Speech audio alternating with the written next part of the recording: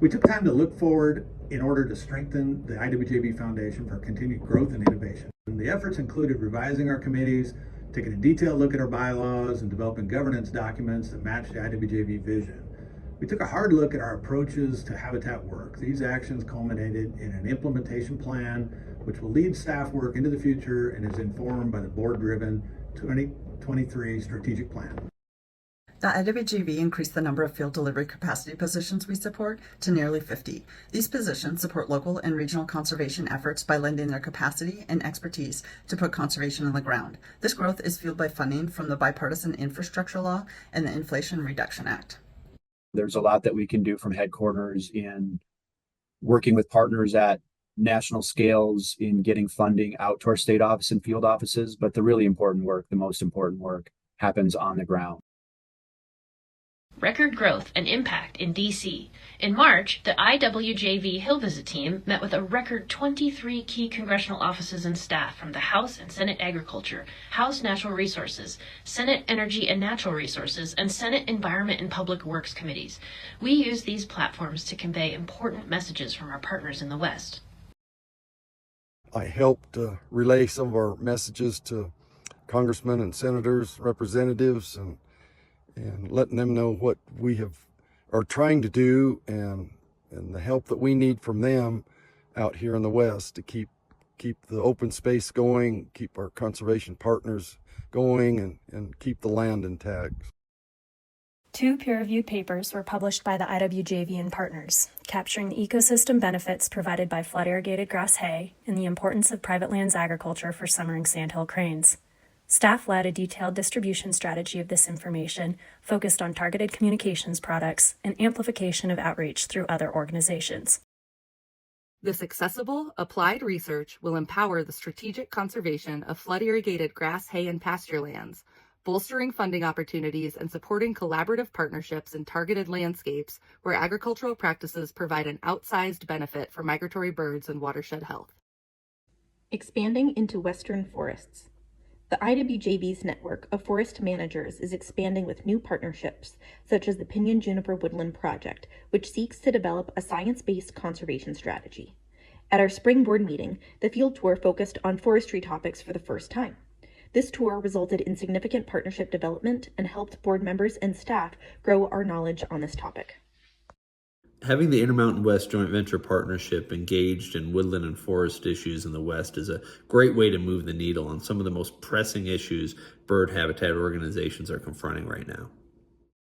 The Science Implementation team produced a new publication focused on empowering land managers to use technical information to improve management outcomes.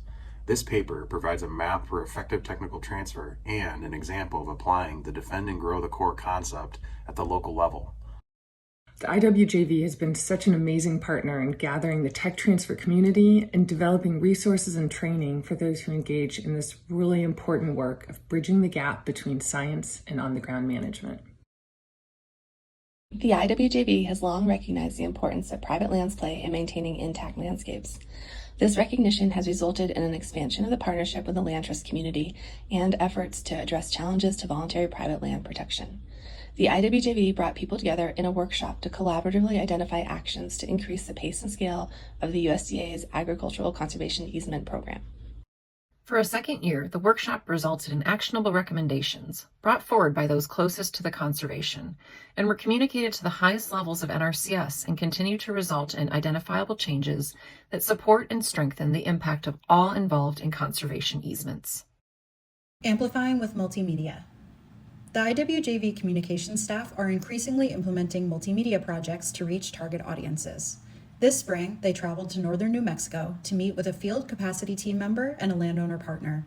Communications staff featured their collaboration by producing a story map and film to celebrate the results of extensive relationship investments in rural communities.